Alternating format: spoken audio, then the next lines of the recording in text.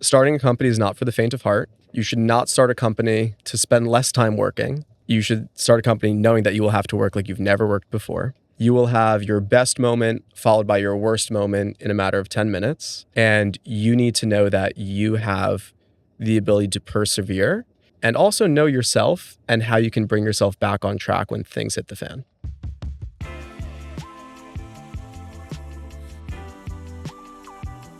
Welcome to Creative Coordinates, where we sit down with the thinkers, makers, and doers shaping the WSA community and the creative world around it. Today, I'm joined by Michael Montella, founder of Yeoman, a new kind of marketplace helping farms connect directly with the people and businesses around them. It's a smart take on how better, fresher food moves and why that matters more than ever. Michael, welcome to the show. Thank you for having me. Before we get into Yeoman and other things, I wanted to start off with something a little bit personal. I'm just reading off of here because I want to nail it. All good. We have a mutual friend. Of course. And when I saw her the other day and told her that we had an opening in the podcast, she's like, "What are you looking for?" So these were my words. I said, "I tend to vibe best with people who are dynamic, friendly, and humble. It just makes for better conversations. So with no pressure, do you think of yourself that way?" Oh my gosh. I think the mutual friend you're talking about must be Nicole. Yes. And she's always too kind. But I would love to think of myself that way. So you're coming in with high praise. High praise, of course. Now, conversationally, I'm hoping you could deliver. But just like as a quick overview on Yeoman. First of all, what is a yeoman? What is yeoman or what is a yeoman? Do you want the short answer or the long answer? Whatever makes you. Well, the short answer is a small independent farmer. The long answer is it comes from Middle English and it refers to kind of like an early landed aristocracy back then. But it's really the entire vision of our company is to revive America's farms and enliven America's people. So we took our inspiration right from the Yeoman name.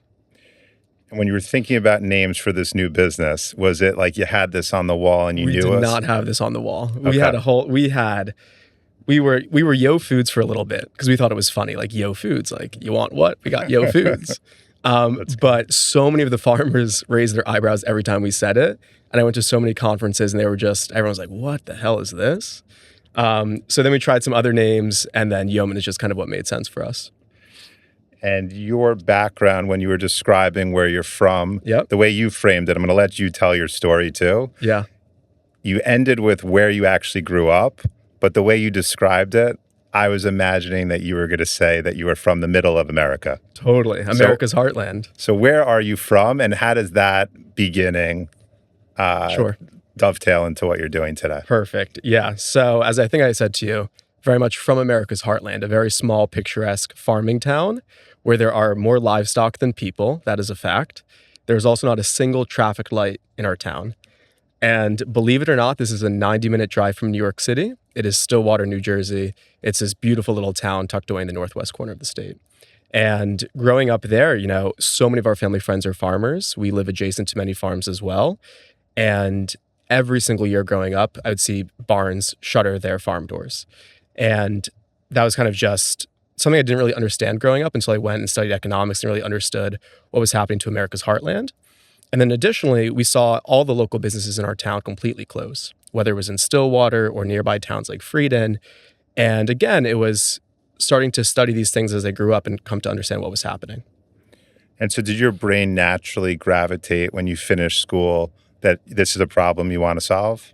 I would not say it was natural, no. So what is the genesis for now potentially spending the next chunk of your life solving this problem? Yeah, it's funny. So my brothers and I co-own a general store. It was built in 1837. And in 1837, that's when Andrew Jackson was president. And it's an old store and the floors creak and it's wonderful. But kind of my brothers and I, we were like, it'd be really good to have local food here. And that was really it. It was just kind of like the three of us. We all had separate jobs. I was at a quant hedge fund. One was other jobs. And I was talking to a friend in New York City about it. And she was like, "Have you heard of the Argus Farm Stop in Ann Arbor, Michigan?" And I said, "I've never been to Michigan." She says, "You should go to Michigan." So I went to Michigan and I studied and I kind of went to their conference. And I learned the model that they were operating on to revive local agriculture in their community. And instantly in that moment, I saw the applicability to my hometown. And then what I kind of thought, I was like, well, my hometown's very small, 3,000 people. No one will believe in backing a company that's going to serve 3,000 people. So then we kind of took some of the core principles of how a farm stop operates, digitized it, and kind of then started working with a great co-founder, Sam Vandergott, to scale us into a company. And how does the industry work today for those of us that are less knowledgeable in the farming? Sure. Great. So you have small farms and large farms, and they work differently. For small farms, they'll go to their immediate community. They might have a farm stand. They might go to the farmer's market. And they might have some direct relationships with local restaurants. That's the small people. Most of America's farms are small, but as a percent of the agriculture industry, it's not that much. The larger farms, what they do is they sell truckloads to a distributor. And this food, first of all, the economic relationship, the distributor negotiates them to zero. The food goes into a warehouse, and we like to call it God knows what from God knows where. No one tells you how it was raised or grown. No one tells you where it's coming from. It's appalling to me every time when food looks like a factory rather than a farm. So that's the status quo, is you kind of go through these distributors. They actually will redistribute to other distributors, and then that will end up in your restaurant, your grocery store, even your home. And so ultimately what you've built or started to build, I asked you before, are you in stealth mode? Are you in the market? You are in the market as a business. We're in the market, 100 businesses, yep. If you were quickly describing what Yeoman is and really the problem you're solving, dive into that. Yep. So Yeoman, the online marketplace for America's farms and better food. And the problem that we're solving is we are reviving America's farms and enlivening America's people. And when it comes to the businesses here, we're providing unprecedented transparency to your food sourcing. So not only do we tell you where the product came from, but the prices are explicit. They're set by the farmers, not by us. And then also it's kind of not having any warehouses. And as we say, most food comes from a warehouse near you, trademarked, but for us, it's localized supply chains and much better food. And you even mentioned the term Farmazon. Yes. So, and I think I'm saying that right? That's correct. Yeah, I'm not sure how word. much the Amazon team is allowing me to use that one, but we'll keep flying with it. So it's a B2B business. Correct. And a little bit B2B2C or? Correct. Okay. Yep. And also we work in plant nurseries as well, which is because farm means many different things. Sure. So we also help plant nurseries who grow flowers and grow trees. We help them sell their product to B2B. And in doing some of my research for this interview, it seems like a lot of the small farms, there's a lot of aggregation happening where larger farms are acquiring smaller farms. Yep. Hopefully that the smaller ones aren't shutting down, the good ones are staying, but they're either standing on their own feet or being rolled up. What is the kind of magnitude of the U.S. agriculture and or farming industry? I know I may be misusing words here. Yeah, this is a fun question. So currently today, this could be a fun question. How many farms do you think are in America? I'm not going to embarrass myself. Give a guess. Come on. 1 million farms. Okay. It's close. We're at 1.89 million today. Okay. So very close. How many farms did America have in 1935? 2 million. 6.8 million. Wow. So we lose farms every single year. If you look at the charts from the U.S. Department of Agriculture, it's a downward trend. Another fun question. What percent of Americans worked in agriculture when Abe Lincoln was president? 25%. 60%. Wow. And so when we think about America, farming and agriculture is central to the story. And today, we have lost farms every single year. The trend line is down. It continues to be down, and there's no change in sight. So that is the state of American agriculture today. Moreover, the larger farms, and this applies to every industry, it feels like, the larger farms just get bigger and bigger. The smaller farms just vanish. And so we're still outputting food, as you can imagine. You and I, we're all fed. We're not starving right now. We feed America quite well, and we feed the world quite well. But the agriculture system is really changing and not meeting the needs of small, medium-sized farmers and better food. And what are the biggest pressure points on the industry for the farms to kind of, outside of just benefiting from what you're building, what are some of those pressure points on the system that have made farms shutter from like 6 to 2 million? 6.8 million over to 100 1.89 years. million, yeah. So some of the big pressure points, I have to go to the simple economic equation of how the supply chain works. Everything is zero sum. The distributor is versus the supplier. and then the buyers versus the distributor. And that supply chain forces the farms all the way to zero. And without addressing that economic relationship, I don't think there's a solution in sight. And we are trying to change that economic relationship. Additionally, this is kind of shocking to say, but it's actually very hard to get product from farms to buyers in an economically viable way. And the only time that it really seems to make sense is if you're sending an 18-wheeler to move an entire truckload of product. The smaller volumes of food moving them, it just is not very cost effective for anyone. And it's one of the pain points for the farms. If they're not growing a truckload of food, how are they going to economically in an efficient way, move that food? So what is the solution for that? Yeah. Well, so that's kind of what we're doing. That's kind of some of our secret sauce, so to speak. Yeah. We have an all hands on deck approach to logistics and distribution. And I also read that the farming industry is $1 trillion plus industry. It's true. Do you feel like that's a number that 100 years from now will likely be higher or lower than it is today? It will be higher. Okay. Assuming that there's population growth. And how does like vertical farming fit in now that I hear you describing what you are? Sure. When you say vertical farming, indoor farming. Indoor farming, yeah. It's a hot debate. Yeah.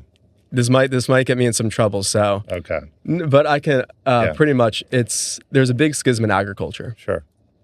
I have a camp of people that I work with that say farming uses dirt, which means not vertical farming. Sure. And I also work with some vertical farmers who insist that what they're doing is farming. So it's a bit of a contentious point.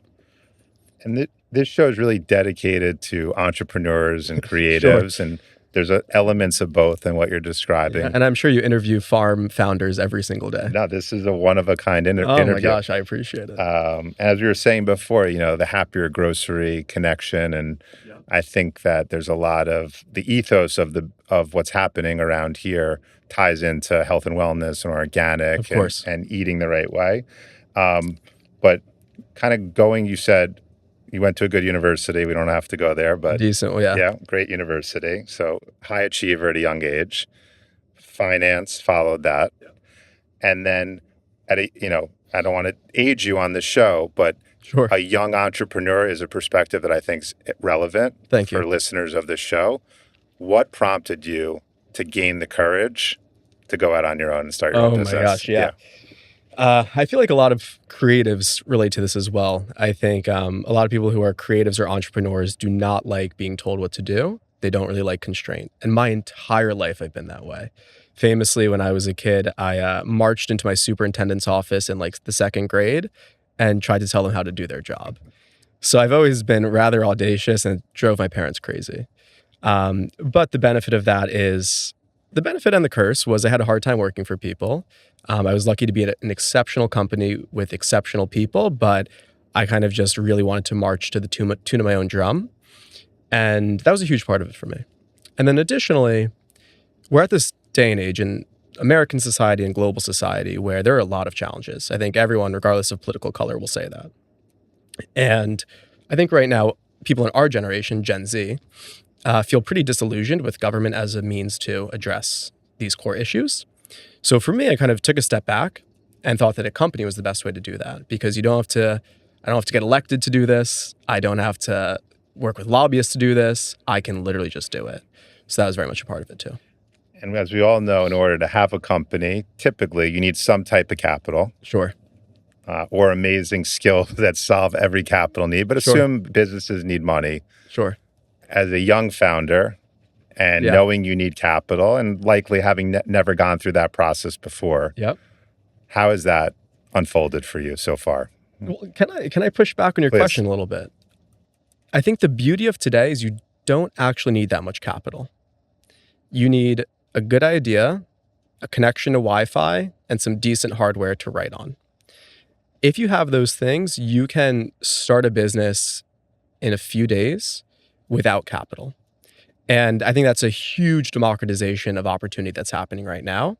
So I think for us, that was really the case. Like, neither my co-founder nor I come from a lavish trust fund family, but we kind of see the opportunity of this moment. Okay, so let's now unpack that. So you went into it in a very humble way, going back to the original word I used, and kind of rolling your sleeves up. Yep. What skills did the two of you possess that allowed you in a democratized state of rolling and starting a company to get it off the ground?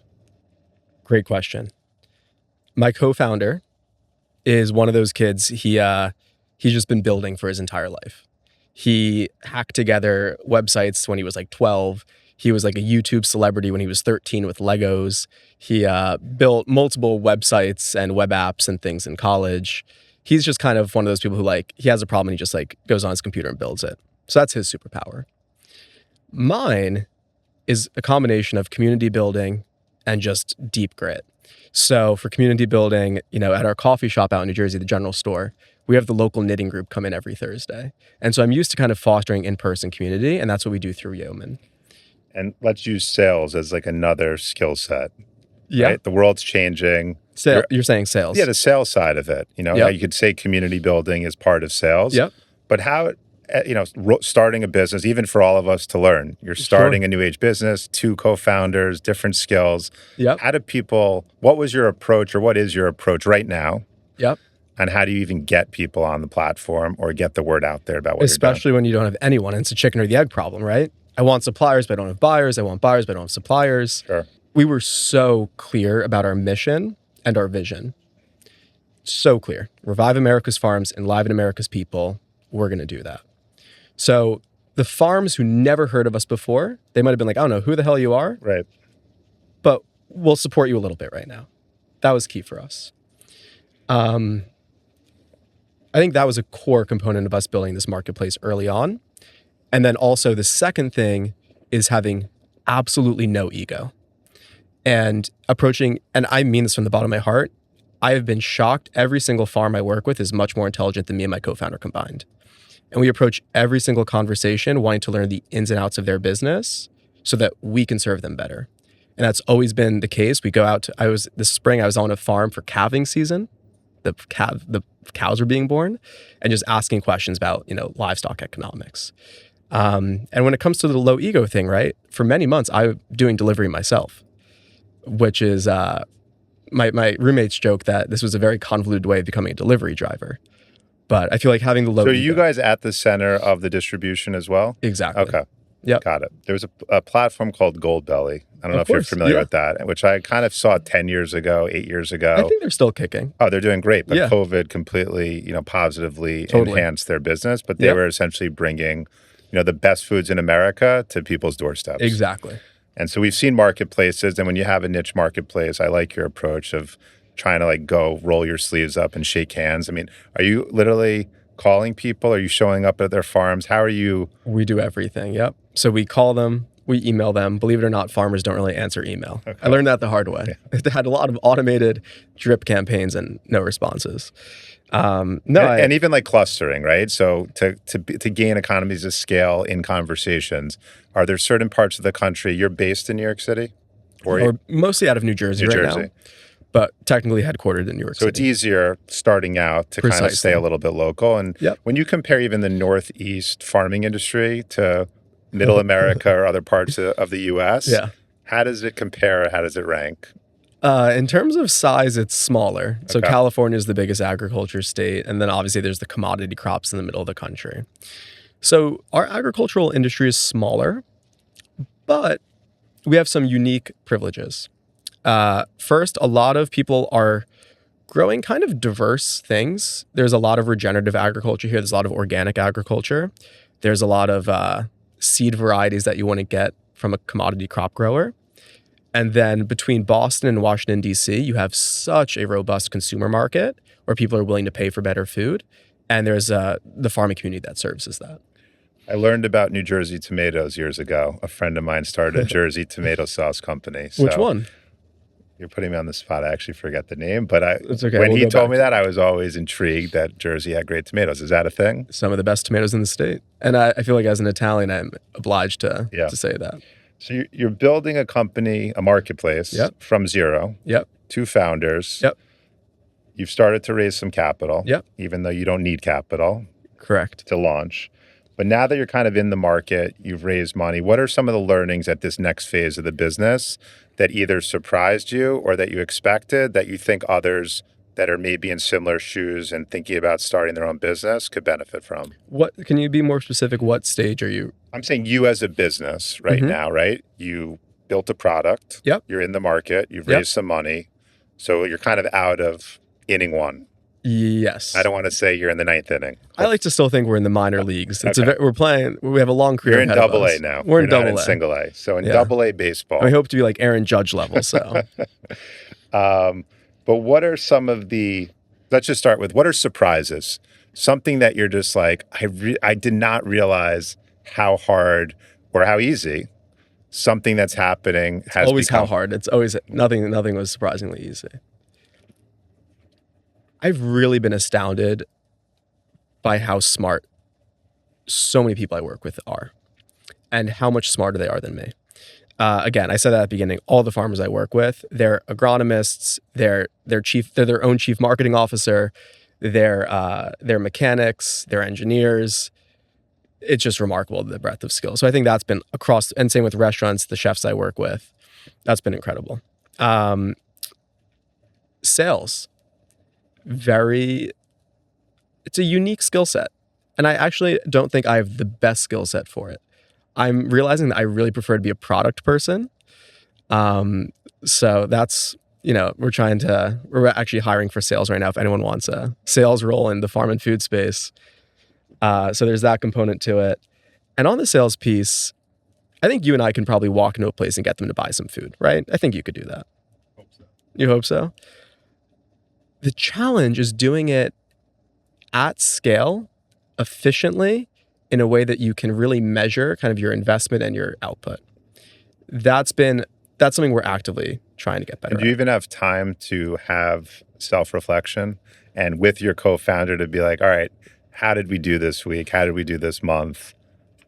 Are you self-assessing? Do you bounce things off each other? Do you have outside counsel, mentors? We do. We're lucky to have some great mentors. Okay.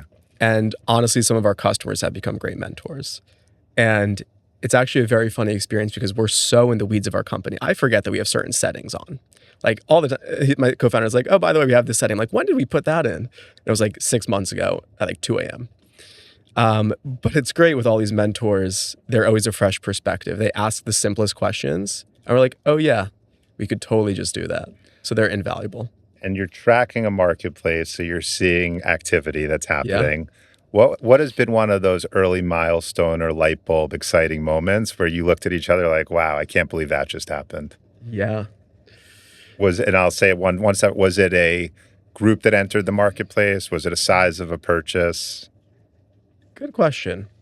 I think when we first surpassed like certain metrics around our gross merchandise value, or GMV, the number of dollars that move through our marketplace.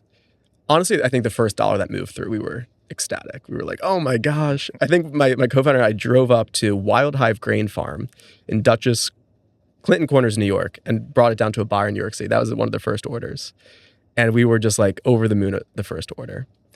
So there's been that piece. And say your question again, I'm sorry. I was saying just like a moment where you were surprised or delighted, good moment. Yeah. Within the business that you just like looked at each other like, I can't believe that just happened. Yeah. So it was it was like the first big transaction. It was kind of like hitting some of the later milestones around GMV. And honestly, now it's some of the farms that we get. So we're involved with Peconic escargot. Never before did I expect that I'd be trafficking escargot. I didn't. It's not like. So we do that, and then we have this great, terrific matcha from Princeton. I didn't know anything about matcha prior. We work with Amish farms in New York State. For them, the way they have to email me because they can't use technology is I'm not going to use any names, but the gentleman hand writes a note, and that's the email, and then it slides into a system, and then comes out as a PDF for me.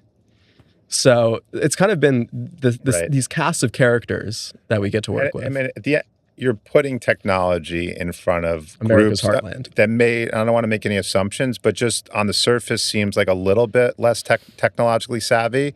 So is that the opportunity for you, is kind of to build something that's very user-friendly? That's part of the opportunity. Yeah, I'll be clear. I don't like the use of the word like tech savvy. These people, like, they're out at 5 a.m. and they're not coming back in until sundown, and it's physically grueling work. They just literally don't want to log in. So that's kind of like a thing that I'd definitely point out there. But yes, totally. Getting them online is a huge thing. And I'm sure when you kind of look at that original $6 or $7 million farm number to 2 million, close to less than 2 million today, Yeah, I feel like I'm swimming against the current. they need to also find ways to remain innovative in the field, and then Yep. also technologically or Yep. through the way they're running their business. Exactly. That's a fair statement. 100%. And the best farms are those that adapt. And the ones that are still around are the ones that adapted. And I'm sure you've had coverage with a lot of different groups to see what's out there, from the Amish story to others and escargot. Talk about this is called creative coordinates. So how do you see creativity being applied to the farming industry historically to this point in time? Or even in your mind, if you were to go take over a farm as putting your creative hat on, what do you feel like could be done when you run a farm to be more creative? Super interesting question. How can well, I think some of the parallels between creatives, entrepreneurs, and farmers, everyone wants to be independent. Not independent in the sense of not working, but like their own boss. Eating to their own drum. Exactly. Got it. And everyone's very passionate about what they do. So there's some core threads that bond everyone together. And to me, and this is kind of like why I'm so excited to be here, especially, and in New York City, building a farm company in New York City. I never thought I would say the words. Right. But there's so much content about America's farm history, about the people behind this system, that we actually really need creatives to help tell that story, because there's so much there. The escargot farm, his business card literally says Chief Snail Wrangler. It's great. And I was actually thinking for distribution of escargot, you could drop the T and just go escargot, no T, right? See, there you go. That's we got a a venture distribution capital business right there. You got for it. all our listeners. Yeah. No, that's exciting. So right now, you're trying to take the business from, again, we're in that AA stage. Yep. It might be a college draft. We're pick talking still. a lot about the kind of the maker side of your marketplace. Yes. But the consumer side, or Yes. the sell-through side, right? The buy side. The buy side. That's going, in many cases, into a store. Correct. What are the types of stores that you feel like are best suited Yeah. to align One with? of we Talk to me about that side of the we business. call them our ICPs, ideal customer profile. Hate the jargon, but one of my favorites is kind of like, you have these like old world health food stores from like the 70s. It's probably like where our parents shopped when they were like organic hippies. It's a great ICP for us. They want better food. They kind of they're very cranky. They don't like anything. That's a great ICP for us. We work with people like them. We also work with kind of your millennial coffee shop owner who wants to source better food, source directly from farms. That's a great opportunity. And then there's the premium chef market where people want that better food. And are you getting feedback from the buyer side All the time. in terms of, they're getting exposed to new farms and new products and new customers, right? Yep. Or new products. Yep. How do you get that feedback? Is that like the old fashioned, you're getting on the phone, they're calling you, there's surveys? Are you seeing data and that's suggestive to you? Right now, it's a lot of text message. Okay. It's a lot. Like, I have so many business owners blowing up my phone. It's kind of hilarious. They're like, oh, I had this milk, because we have like this cream line milk or something. They're like, oh my gosh, the cream's crazy. I'm like, yeah, it's wild. And sometimes not everything feedback's good. We had a little bit of there was one supplier who wasn't very consistent. That was causing an issue, but yeah, we get that feedback directly. And you and your partner, I'm sure, have to do a lot of dividing and conquering. So much. What's the genesis of your relationship? So funny. Yeah. We met on the Y Combinator co-founder matching platform, which is pretty much, it feels like Hinge for people mildly on the spectrum with a lot of ambition, is kind of how we met. So yeah, we had a shared interest in agriculture, and believe it or not, there are not many 25-year-olds who want to work in ag. So we put our heads together, and it was from the first conversation. He was the sharpest guy I've ever talked to. And I would like to think he thinks the same thing. He's also based in New Jersey? He's based out of Seattle. Okay, so you have coast-to-coast coverage here. Coast to coast, which is great for regional expansion. And then how do you as partners find time to either, what's your methodology for communicating? Do you have a set call every day, or are you just always going back and forth It's and just always ripping available? every day. Yeah. And I feel like I have chronic ADHD, so he gets to deal with like the 3 a.m. ideas every day. It's good. Then he's Yeah. cranking them out, not even telling you, and 6 months later it's in your Yep. your platform. All right. So this has been a great conversation. We Sure. can keep We've going. talked a but lot about farms. There's a lot of one of the funniest things what about else? You tell me. being an entrepreneur is my entire life right now is the company. And everyone asks me about the company. And I'm like, oh my gosh, there's so much else. But talked a lot Tell about us about farms. yourself. No, no, I'm being playful. I'm being Yeah. playful. No, I like that, where you're from and the story in school. But at the end, like, how do you even find time when you're running a company at a young age Yeah. to do other things? And with that, do you even recognize how you're willing, are you going into this willing to make sacrifices on your social life, your Yes. family life, Yes. and to go all in on the business, right? Yes. You need to. And are there times where you just feel that it's too much? And if so, how do you even go about decompressing? Great question. Yeah. Starting a company is not for the faint of heart. You should not start a company to spend less time working. You should start a company knowing that you will have to work like you've never worked before. There will be unimaginably hard times. You will have your best moment followed by your worst moment in a matter of 10 minutes. And you need to know that you have the ability to persevere and the ability to weather each storm, and also know yourself and how you can bring yourself back on track when things hit the fan. You said, so we started with humble as a character trait. I've heard you say grit and perseverance. I would concur that those are 3 important traits that many founders that are successful possess. Thank you. So you're good. You're good by my book. Okay. And we have Nicole, who doesn't know me so well, I think nailed Nicole's it. incredible. Talk about grit. Yeah. One of the grittiest people. She's just like a bona fide hustler. That girl, we met 8 years ago. Okay. Late August 2017. One of my first friend from college, my best friend forever.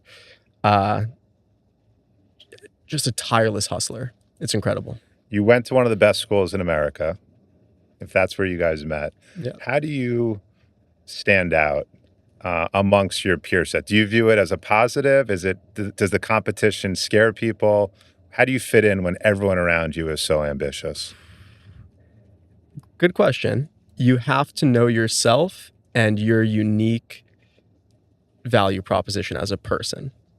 And I think everyone there has that to some extent. Some people are just incredible physicists. Some people are. Nicole was a classically trained opera singer.